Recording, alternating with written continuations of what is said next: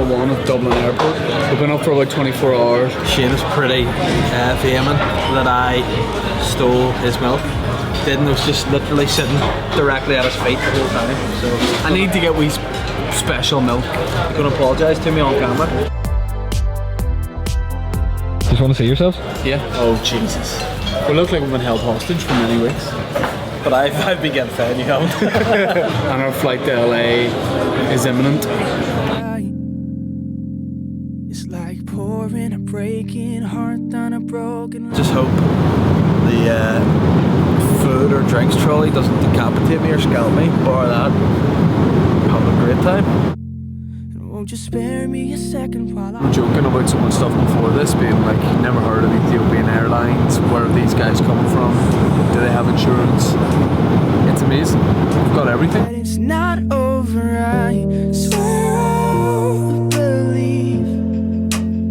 And oh, give me a lie like a parachute to break my fall after me and you. No, swear to Welcome to Los Angeles. Local time is approximately 12:10.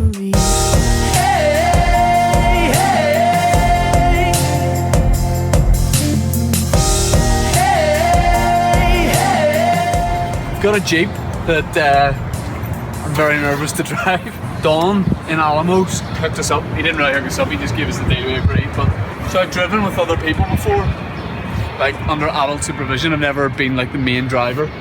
So should be interesting.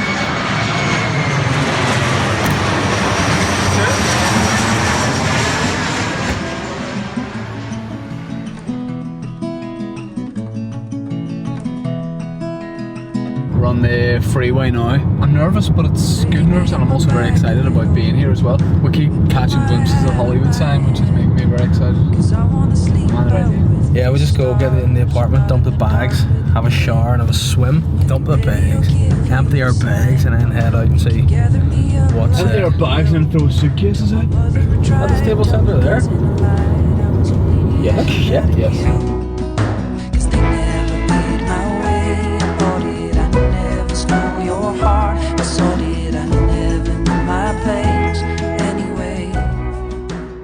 So we've got a 7-page guide to find the keys to let us into the car park and also our apartment keys. We finally found the dangerous alleyway where it is, and now we've got to go and find the keys, I shit you not, in a bush. Okay, so it says on the right, so we'd be coming this way. I don't know how we're supposed to find it. Could have just told me some sort of building or something, and I would have just... There they are. Aha! Open the black cover of the lockbox. Type the code in, right, I got sent a code today. This is lockbox 11, but that's 1, 2. Oh, that's it. Happy days. Now I've got to go and find our parking space. Here, turn the wheel, straighten her up. This is the rooftop of where we're staying. That's the Hollywood sign in the distance. You can't really see it, but it's there, which is a phrase I've said many a time. It's pretty hard to hold your fuse when it's burning at both ends. Come on and check out my pad. So you've got obviously the outdoor seating here. Cushions, whatever you want. Outdoor television, picture doesn't work. Sound is perfect. Unbelievable, that's surround. You got a speaker there. You got a speaker there, it's coming at you from all directions. You just can't see what is happening. That's broken glass, don't pick that up. That is actually broken glass, don't know why that's there. It's maybe supposed to look like crystals. It's just broken glass. If you want to follow me around here, you've got a cactus. Tree, just general tree. One of the interviews we were supposed to do tonight was with Patrick Healty. I supported him in his tour this year. Massive name in comedy.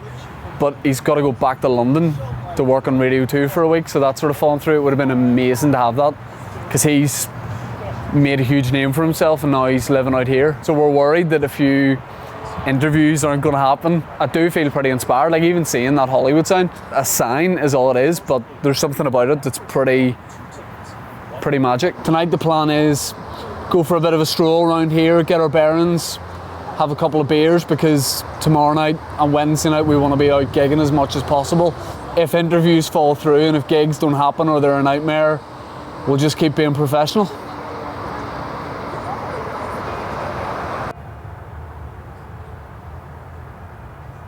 feel like I want something to happen this trip.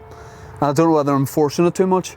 When I say something to happen, like I'd love to have a meeting with someone that actually go somewhere or do just a 5-minute stand-up spot and, you know, like get asked back, even though I'm not going to be able to go back anytime soon, but just something like that. But then I worry that I'm putting too much pressure on myself. Maybe I should just see it more as a holiday than, you know, like networking or anything like that, and just go with it. But I always feel like I want to be progressing, like what's the next thing. And it's hard when you're here knowing that there's professional comedians here, knowing that this is comedy capital of the world. It's hard just to go, I'll just be a tourist, because part of me just wants to get in the middle of it and just do gigs and just be all over it. But obviously out here you're a complete nobody. At home there's an element of being a nobody as well, even though you do TV stuff and radio stuff and the online things. I don't know.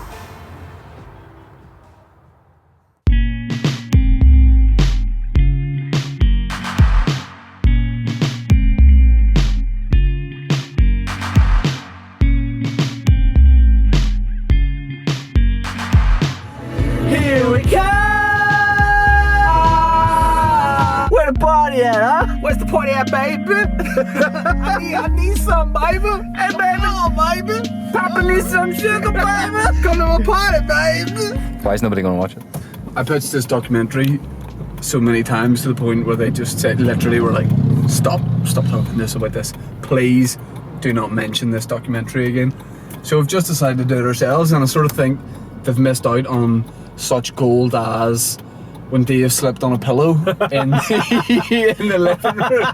What was it you said beforehand? He said something about the boys being so swag, and then nearly killed himself on a pillow. You could have got nice footage of me working out in the gym, looking real oof me when I died.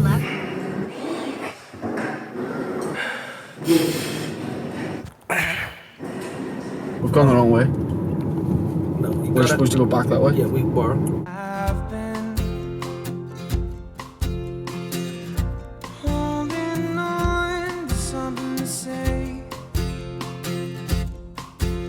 and for how long will you hear my echo call? Ciaran, all excited to head to Santa Monica Pier for the first time? Yeah, baby! It's gonna be such a friggin' sweet day. Can wait, suntan, candy floss. You know what that equals? One word. Water. You can cut that now 'cause it don't look cool no more. These past nights, been barely sleeping, no, nothing's wrong. Just can't seem to get some sleep, and all the while I'm thinking about you. Now breathe smoke, which fills the midnight sky. I'm getting higher till the thought of you crosses my head. 'Cause I know that my baby loves me. Her heart can keep me. We are in the Grove in LA, and just look at this place. It is fantastic.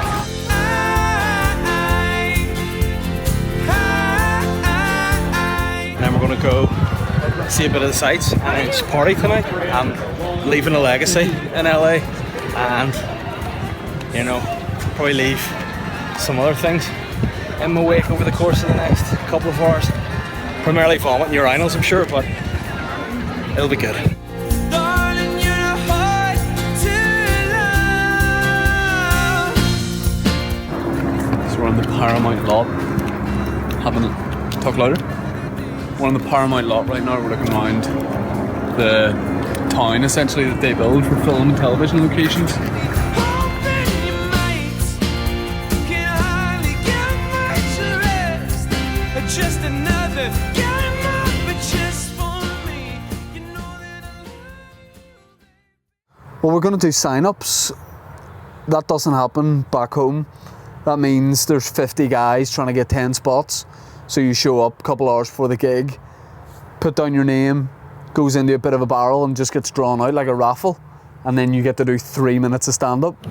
The sign-up for the Improv, which is one of the main open mic gigs in LA, is at 5:30. It's 5:10, and the map is telling us we're about 20 minutes away, so it's going to go down to the wire. We sort of misjudged the traffic a bit, and there's a chance I might not be able to do it. We've booked in to see a show tonight in the Comedy Store at 8 o'clock, and it's a great lineup. Jeff Ross is on, Joe Rogan, Chris D'Elia. So if we're not doing stand-up, at least we'll see high-level stuff to sort of might get a bit of inspiration from. It terrifies me doing the idea of doing 3 minutes, because it's a serious skill to be able to put yourself across and your personality across in that short space of time. And I like to do longer bits of stand-up, so even my shortest bits I feel like are above 3 minutes. It's bad in that I won't be able to do what one of the main things I came here to do is. I don't know if you can tell from this camera angle, but I'm legitimately sunburned, so the stroke will probably come soon. Sunstroke, maybe a real stroke, who knows. I know that when I do a gig here, I'll be massively nervous, and it's great to feel that, because back home you do the same sort of gigs, same sort of venue, and they're great. There's some amazing clubs that I'm sure are better than clubs here, but it's fun to feel those nerves again, and that sort of, you can always have a bad gig, but that feeling of it's probably going to go badly, and if it does go well, which I'm not going to expect, it'll be all the more sweeter.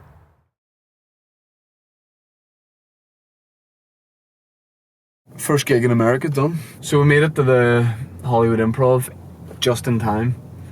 There was about 60 people there waiting to sign up to do a 3 minute spot. I was about the 4th or 5th person on, maybe. I was on early on, very nervous, and my voice was a wee bit shaky, and it was really quick at the start. But I loosened into it. I really enjoyed it once it got going. I was riffing a wee bit, coming up with just wee tiny new bits, lines here and there, and I had a great time. I just wish it was longer than 3 minutes, because I knew it would. It took me a while to get going. You're playing to a room full of comedians, so the laughs aren't going to be the same. People are thinking about their set, and they're judging themselves on you and stuff, and it was a weird atmosphere, but I'd love to do a lot more of them. So I'm really looking forward to going from that environment that we've just been in to the complete professional environment. I didn't enjoy it as much as Shane did. I don't think it was my favourite gig I've done. I've actually done a few over in America, so that was a bit... I ran out of time, which is a pity. After 2 minutes, there's a guy behind the piano who plays a note, so you know you've got 1 minute left, but you didn't hear him. Whenever he played the note, which was the second note, I didn't hear the first one, so I thought an extra minute would have taken me right to the finish. But again, you know, that's can't be helped, done. So don't feel too bad about it. It's grand. We're going to go out for a night now and have a nice bit of grub, watch some proper comedy. Dave's about to figure out how to drive the car. Feel good. Confident? Absolutely. Have you driven in America before? Nope. Oh shit, I didn't know that. Have you driven on the right hand side before? Nope. Oh. Do you want me to drive it? The standard was amazing. It was genuinely brilliant compared to what we came from. Like, there was some brilliant acts at the open mic, but what we just saw was outstanding. Like, they were all polished and very, very, very good. Right now, how do I start a car? You don't use your left foot at all. Do you know what I mean?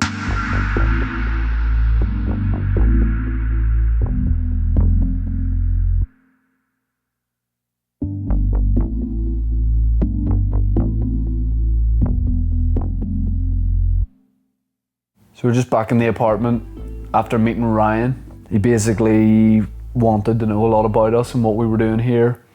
Maybe worked for customs, and he said, like, ask him anything. So we were sort of finding out the practicalities of coming here for a longer time, how that would work, what advice he would have. You know, he was saying that a lot of people are deluded and come here when they don't need to. You've got to need someone to be saying to you, I need you to come and do your thing here. So I don't have that, but I still think I could maybe come here and gig solidly, and then that might happen. But there would be that element of jeopardy of coming here and nothing happening. So he was just sort of pointing that out and making us aware of the realities of it. And it's not just he's like, people don't come out here and make it. He's like, you're not going to come here for a short time and then all of a sudden be like set up for life. That just doesn't happen. And I know that, and that's not what I'm thinking will happen. I just want to come here and be funny and get laughs and do good gigs in the places that the comedians I like are already playing. But it was a good experience to meet up with him. He's given me plenty to think about. And there's maybe like a nice contact there. So we'll see when I get home, I'll send him some scripts. Tonight's our last night, so we're gonna go out, have some beers, have some cool beers, and see where the night takes us. So I'm trying not to think about it as our last night, because that's depressing, because I want to stay here for a while longer. But it's been a great trip. We'll have a good night tonight, take her real easy. That's the plan.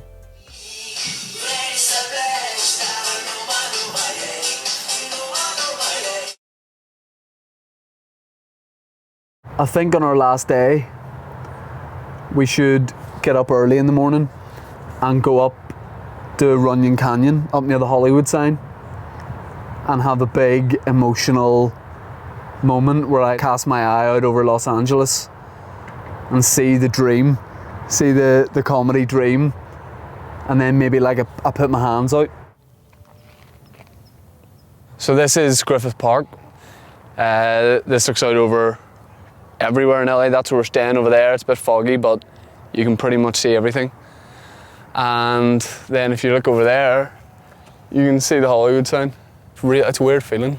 It's not any less impressive when you get up near it. I don't know, you're somewhere you've always wanted to be. I've always wanted to come and see this sign. Without sounding like a massive bell end, you actually do reflect a bit when you come up here, because you're looking down over all of LA, like where you want to be, where you want to perform, and where at some point in the future maybe you'd like to make a living.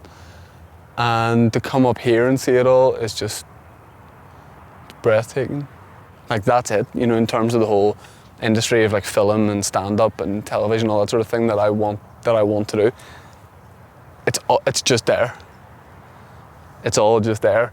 And when you're down in it, it feels huge. But when you look at it from here, you go, it's nothing. It's pretty big, look. It's pretty big, yeah. I mean, it's definitely marginally bigger than Hollywood County Down, but I'm excited about this show now, about the Hollywood show, because I think stuff's happened this trip. It's been pretty funny. There's a bit more material, and this is just giving me a real buzz about it. So I think if it's going to be called Hollywood, I have to do it back home, I think, don't I? Like, it just would make it complete. And then the best thing in the world would be to do it here, maybe next year or something. I never would have thought like that a couple of years ago.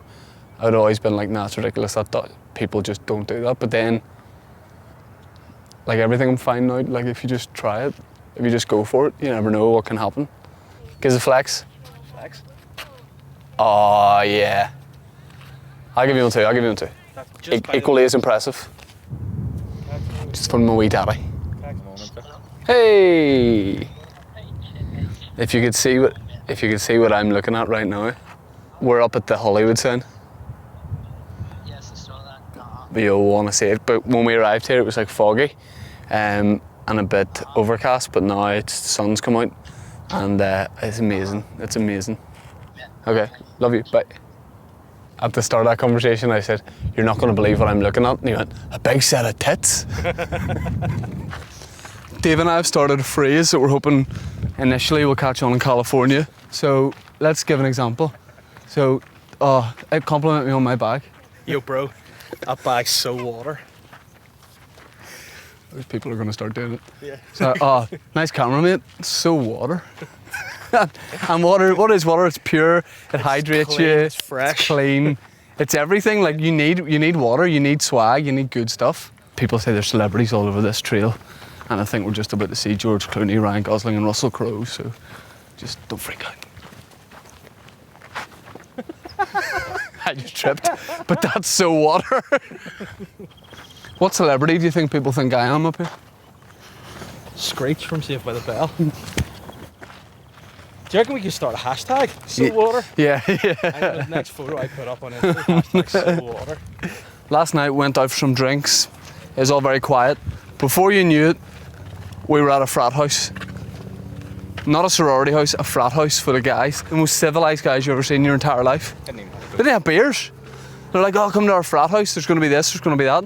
Can I have a beer, mate? No, we don't have any beers.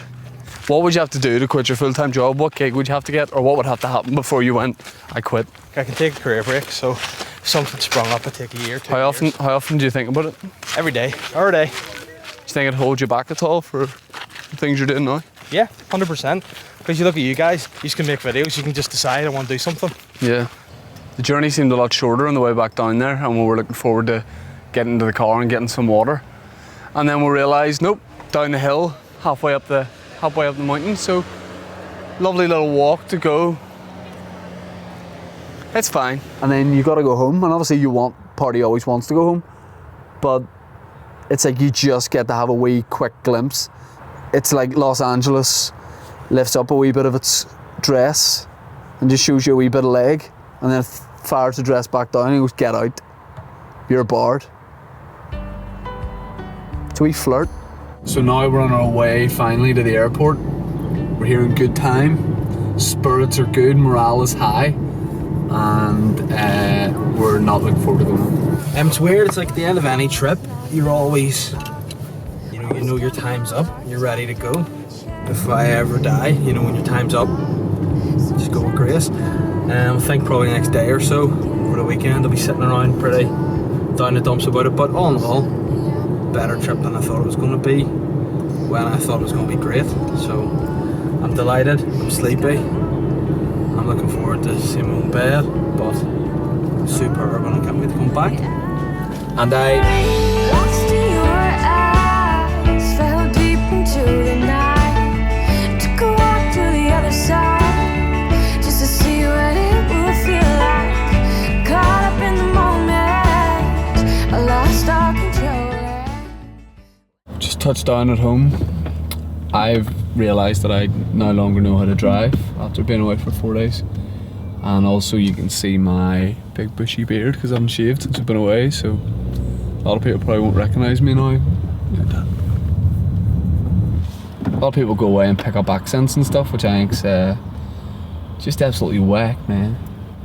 It feels like when we were there and we were in the airport, it felt like we've been away for about 2 weeks, and now that we're home, it's that classic thing if you feel like you've been away for a day.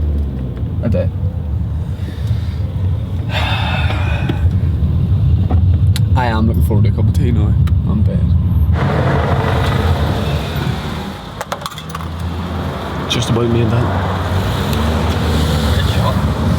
Shane and I, after a night of severe boozing, went for a burger as you do, and had a real heart-to-heart about where I was at with my stand-up, where I should be aiming to go, and watching a few of the guys out there who are at the top of the game, the swagger they have, the confidence on stage, it's just their whole demeanour that they carry themselves is something I think I need to work on. I think you got to be looking at it like it's an act, so no matter when you go, you just turn it on, and whatever audience, whether you're playing to a couple of hundred people or you're playing to 2, you need that same level of energy and effort. The thing that Ryan was talking to us about, scriptwriter, is the thing that I've probably taken away most from the trip.